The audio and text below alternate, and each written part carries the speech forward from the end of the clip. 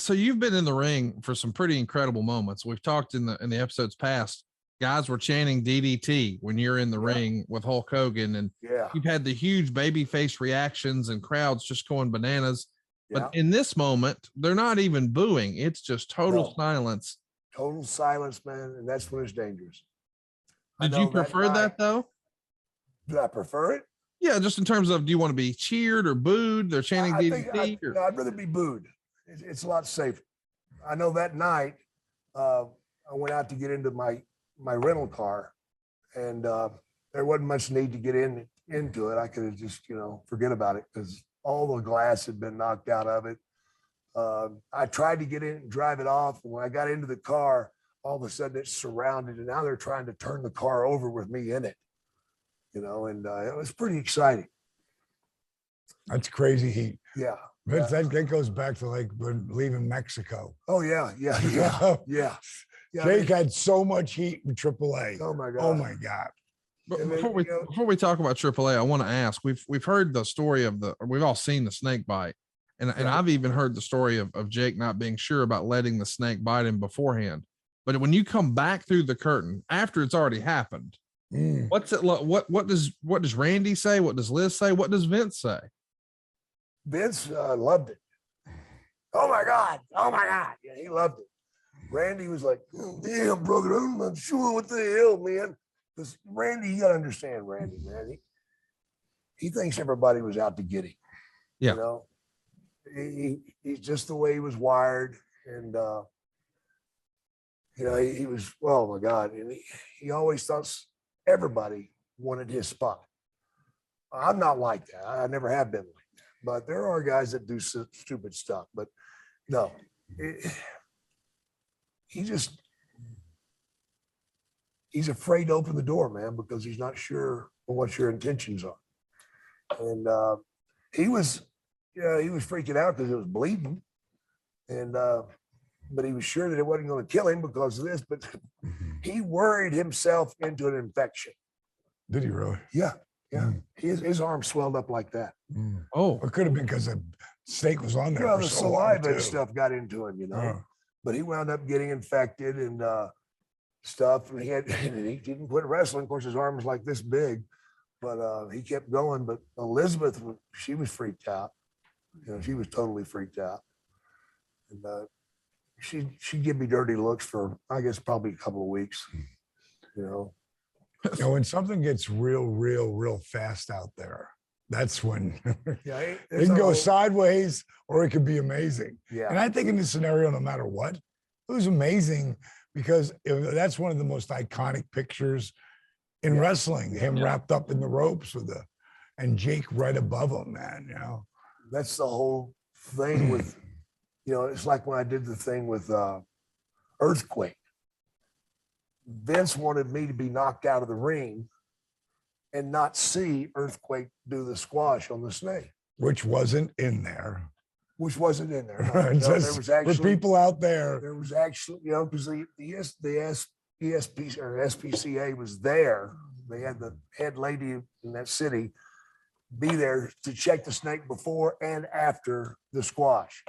And what happened was we had two bags, one underneath the ring. Well, they throw it underneath the ring. So I go out and I reach and I grab the other bag and put it back in the ring. Of course, that one was filled with, my idea, by the way, pantyhose filled with hamburger meat. That way, whenever he squished it, blood would come out of it, And, but my point was, Vince, if we want real heat, let me have to watch. And I have to say, pat myself on the back, I did a brilliant job of reacting. Yeah, I remember that. To that, kicking your opening feet. the bag and oh my God, no, and just pushing myself away from it. And that's the thing. Learning how to sell, guys, is so important. It's the most important thing you can do in wrestling, I think. You as a wrestling fan, we hear you gotta sell to the guy in the top row and all that. So I understand that. There's a lot of physical movement that is required so they can see, but I've also heard that Vince say that this is your moneymaker, that this is the reaction, that it's your face. What's your take on that, Jake? How much is your facial expression? How much is the physical for the fans in the crowd, maybe in the cheap seats? I believe that your whole body has to react. If it doesn't, it's not real. Think about it. If you're in a car wreck, you get out and you're checking yourself all over. Yes. And you're screaming at somebody. And then you're going to look at the car. Everything that's involved, you're going to check out. That's why I feel like you've got to let your whole body react to anything.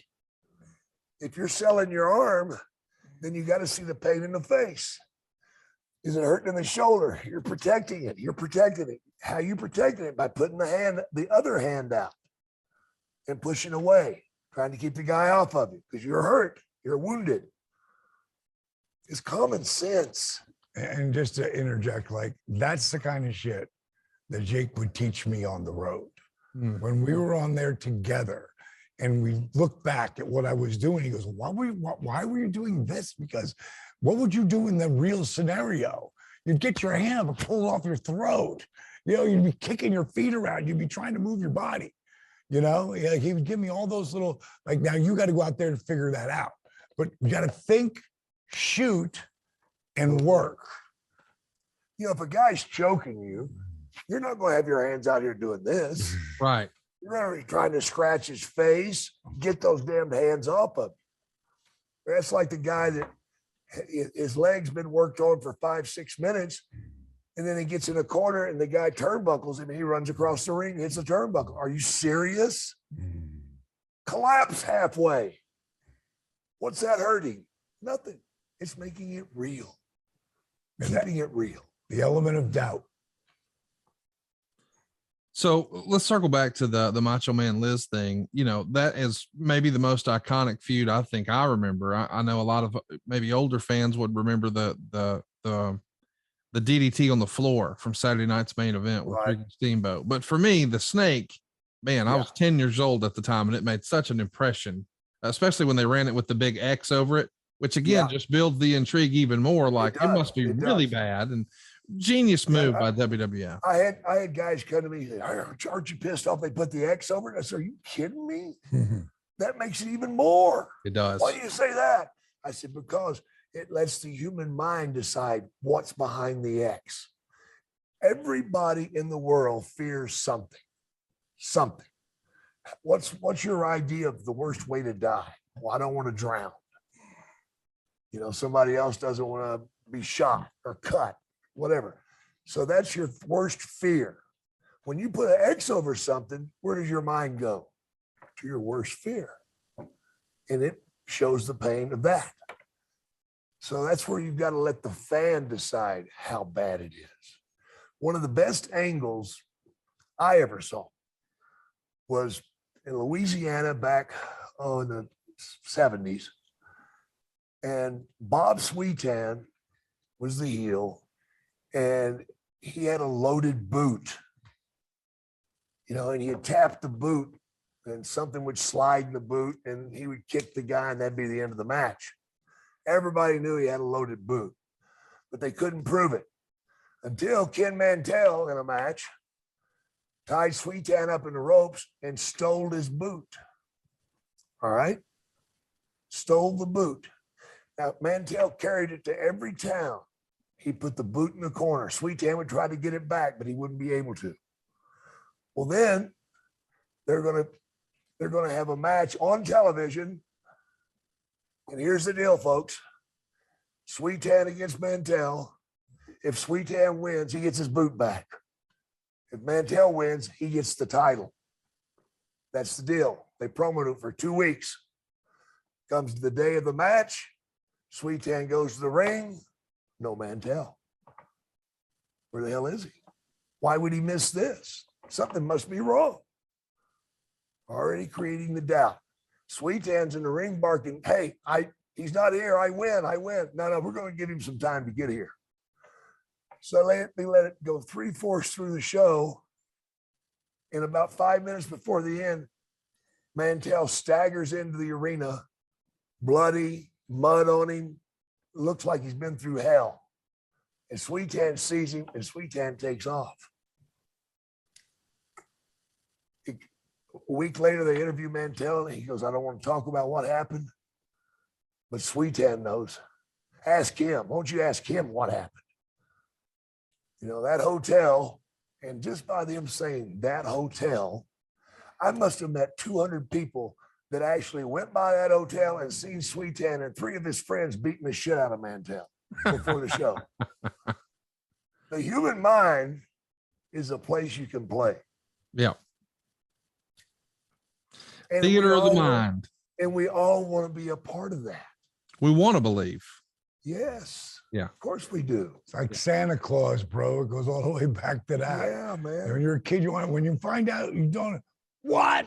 Like if you really believe and now you're gonna knock that out, that's like a magic moment in a kid's life that as they get older, I didn't really believe in them, but inside they know they did. Oh, they're devastated, man. And take it away, And that's why I had a lot of mixed feelings when Vince like exposed the business. And I know he did it because of money and not wanting to pay the wrestling commission. Yeah. Because we're entertainers, we're not wrestlers. Like, always having that element of doubt. And people still to this day will ask me, man, like, was that fake? Was that real? Like, what was that? Like, how do you fake those chair shots? You don't. You don't.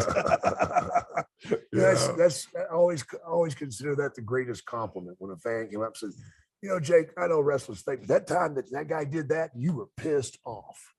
When Rick Rude approached your wife, you went crazy. I know that was real.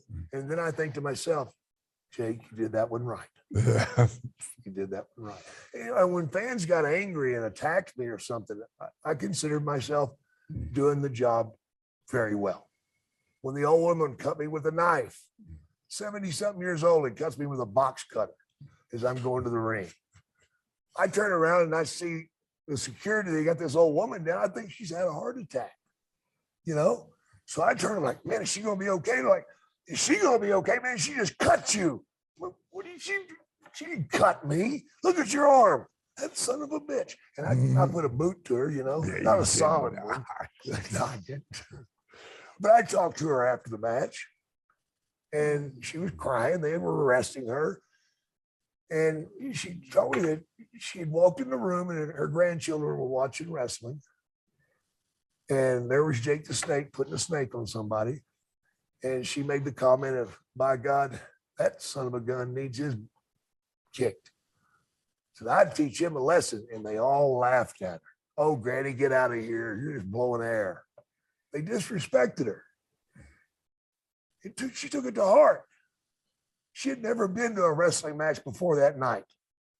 But she came down there to cut me and to prove that her grandkids that she wasn't full of shit. And I gave her a big hug and thanked her. Now the guy that shot at me, that's a different story. Yeah, Jake really went through all that. Back when there's people who thought it was just real.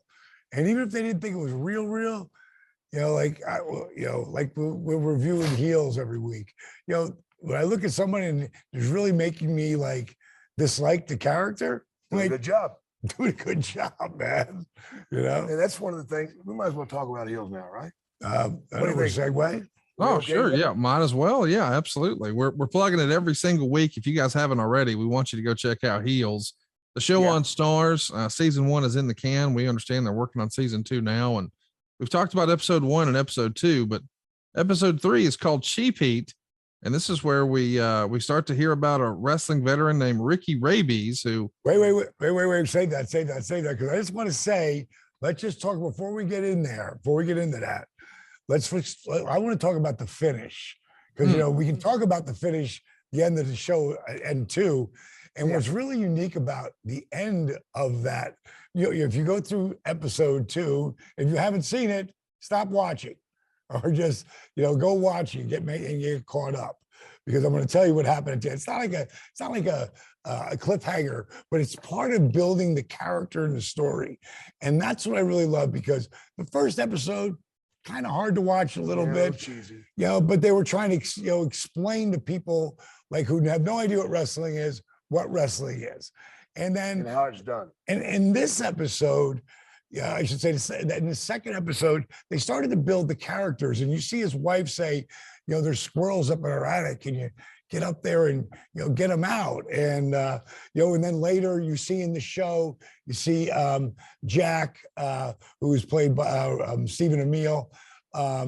You see Jack in what his real job is being a lawnmower salesman and the big ass tractor drill.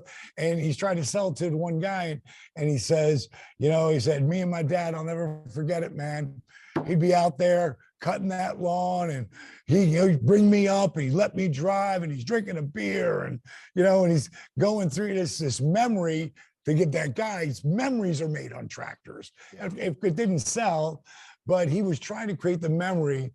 And what I love about the finish is you see Stacy and Allison Lips. She's beautiful. She got Elizabeth beautiful. Yeah. She girl next door beautiful, but she is starting to develop this character where she hears those friggin' squirrels, goes up, pop, she kills the stuff, looks out at her son, and he's playing soccer, and the grass is this high, and she gets out there. You should ask him to mow it. No, she asked him to mow it, and she's like, well, I guess I'm going to have to do that too. And there's a moral to the story coming up, but she pops the beer and she's out cutting the lawn. And how many of the boys in real life? Exactly. That's my point. That's the reality of The what. reality is, when you become a wrestler and you're in love with it, like I was, like he was, nothing else matters except wrestling. You eat it, you breathe it, you smell it, you taste it, you live it. Your brain does not have time for anything else. It's such a passion that takes over your body. It's incredible. I can't tell you how many things I missed, because to me, the most important thing was going out there and doing my thing, man. I know that even in the days, Right, wrong, or indifferent. right. You know what I mean? Even in the days when I was, doing what I shouldn't have been doing, if I got messed up the night before and I felt like crap, and they asked me to put in 15 minutes in the match, I'd go in and put 30 in. Why? You feel like crap and you're gonna push yourself that hard? Yes. Why? Because I felt like if I didn't, I was cheating the fan.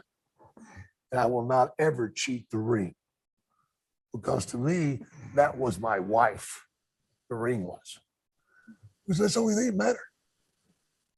And I wish to hell that, looking back, hindsight's 2020. So, but if you've got the passion for it, you're going to live it, breathe it, lick it, chew it, bite it, and nothing else matters. And what happens is the wife winds up stepping in and saving the home.